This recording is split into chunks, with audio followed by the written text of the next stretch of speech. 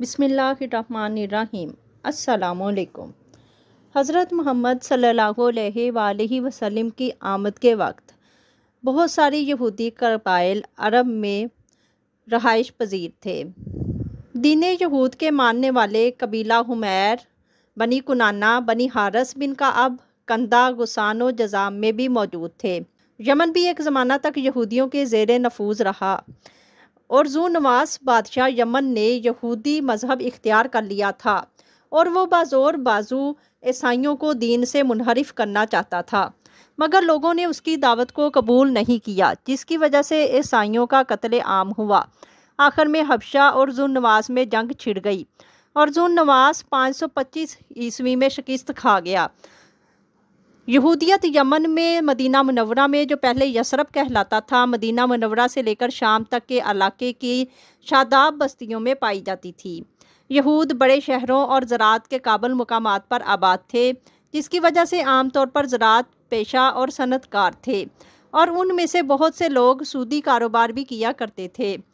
جزیرہ نماء عرب میں یہودی زراعت کے علاوہ اپنی صنعتی مہارتوں کی بنا پر مشہور تھے۔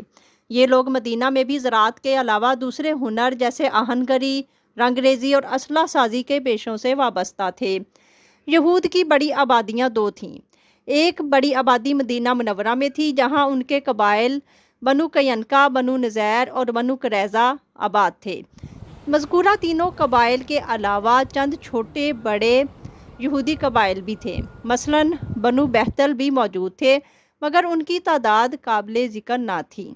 رسول اللہ صلی اللہ علیہ وآلہ وسلم کے مدینہ منورہ آنے کے بعد ان تینوں قبائل نے مسلسل آپ صلی اللہ علیہ وآلہ وسلم اور مسلمانوں کے خلاف سازشیں جاری رکھیں۔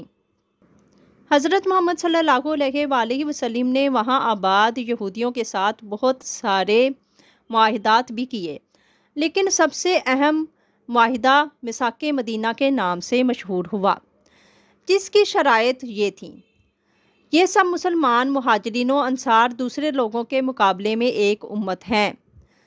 دوسری شرط یہ تھی کہ خون بہا اور فدیہ کا جو طریقہ پہلے سے چلا آتا تھا اب بھی قائم رہے گا۔ تیسری شرط یہ تھی کہ معاہدے کے تمام فریق، خواہ مسلمان ہو یا یہودی، اپنے اپنے مذہب کے مطابق زندگی گزارنے میں آزاد ہوں گے۔ چوتھی شرط یہ تھی کہ یہود اور مسلمان آپس میں اچھا تعلق رکھیں گے اور ایک سیاسی وحدت کے طور پر اکٹھے رہیں گے، جبکہ پانچویں شرط یہ تھی کہ یہود یا مسلمانوں میں سے کسی ایک فریق کو لڑائی پیش آ جائے تو دوسرا فریق اس کی مدد کرے گا۔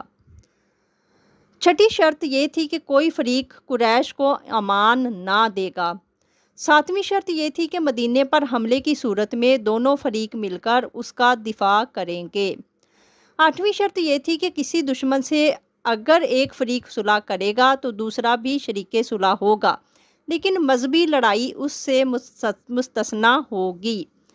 اس عہد نامے کے پابند لوگوں میں جب کبھی کسی معاملے میں اختلاف پیدا ہوگا تو آخری فیصلہ حضور صلی اللہ علیہ وآلہ وسلم کا مانا جائے گا۔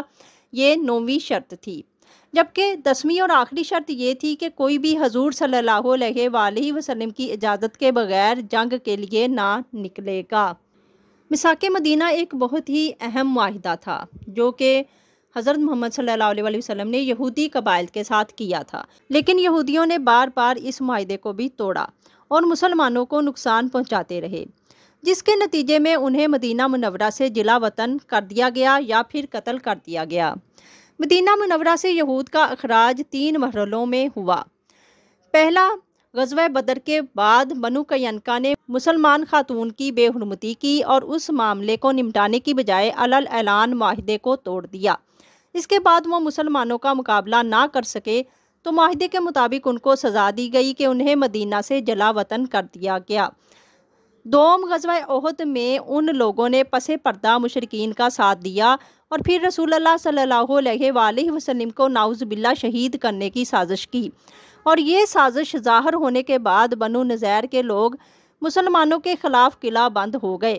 رسول اللہ صلی اللہ علیہ وسلم نے ان کو ضابطے کے مطابق سزا دینے کا ارادہ فرمایا تھا، مگر عبداللہ بن ابی وغیرہ کی سفارش کی وجہ سے ان سے مواخذہ نہ کیا گیا، بلکہ ان سے درگزر فرما کر ساز و سامان سمیت مدینہ چھوڑ جانے کی اجازت دے دی گئی۔ سوم غزوہ خندق میں مشرکین عرب کے جتھوں کو مالی مدد کرنے اور مدینہ منورہ میں موجود مسلمان عورتوں پر حملہ آور ہونے کے جرم میں جوانوں کو قتل اور عورتوں اور بچوں کو غلام بنا لیا گیا۔ اس کے بعد مدینہ منورہ میں امن و امان قائم ہو گیا۔ مدینہ منورہ میں ان کی آبادی ان 3 مرحلوں میں مدینہ چھوڑ کر دوسرے علاقوں کی طرف منتقل ہو گئی۔ جزیرہ نمائے عرب میں یہود کی دوسری بڑی آبادی خیبر اور فدق میں تھی۔ ان مقامات کے بعد جزیرہ نمائے عرب کی سرحد کے باہر ایلا و مقزہ کے مقام پر بھی یہودیوں کی خاصی تعداد موجود تھی۔ خیبر اور فدق کے یہودی ہجرت کے بعد ہی اسلام دشمنی کے سلسلے میں مشرکین مکہ کے ساتھ ملے ہوئے تھے اور تمام جنگوں میں ان کا ساتھ دیتے آئے تھے۔ غزوہ خندق میں انہی یہودیوں نے جنگ کے اخراجات کے لیے بڑی مقدار میں مال و دولت خرچ کیا تھا تاکہ مسلمانوں کے خاتمے کے لیے بھرپور کردار ادا کر سکیں۔ خیبر کو رسول اللہ صلی اللہ علیہ وآلہ وسلم نے فتح کیا تو ابتدا میں انہیں جزیرہ نمائے عرب سے نکال دینے کا فیصلہ ہوا تھا، مگر ان لوگوں نے خود پیشکش کی کہ انہیں زمین کی کاشت کاری کی غرض سے یہاں رہنے دیا جائے۔ اس طرح زمینیں مسلمانوں کے درمیان تقسیم کر دی گئیں، مسلمان ان کے مالک ہو گئے اور اس کے بعد یہودیوں کو بٹائی پر دے دی گئیں۔ اس معاہدے کے نتیجے میں یہود کا وہاں سے نکلنا طے ہو چکا تھا اور محض کاشتکاری کی غرض سے یہود خیبر میں مقیم تھے۔ اس کے بعد یہ یہود خیبر ہی میں مقیم رہے، لیکن ان کی طرف سے مسلمانوں کو نقصان پہنچانے کے کئی واقعات سامنے آئے، چنانچہ عہد فاروقی میں ان کو خیبر سے مستقل طور پر نکال دیا گیا۔ مدینہ منورہ کے 2 عرب قبیلے اوس اور خزرج جو اصلاً دین ابراہیمی کے پیروکار تھے مگر بت پرستی میں مبتلا تھے، یہودیوں کے ساتھ رہنے کی وجہ سے ان کے کچھ لوگ بھی یہودی مذہب اختیار کر چکے تھے۔ طائف میں بھی کچھ یہودی رہتے تھے جو یمن اور یثرب سے نکالے گئے تھے۔ جزیرہ نمائے عرب میں یہودی اپنی صنعتی مہارتوں کی بنا پر مشہور تھے۔ یہ لوگ مدینہ میں بھی زراعت کے علاوہ دوسرے ہنر جیسے آہن گری، رنگ ریزی اور اسلحہ سازی کے پیشوں سے وابستہ تھے۔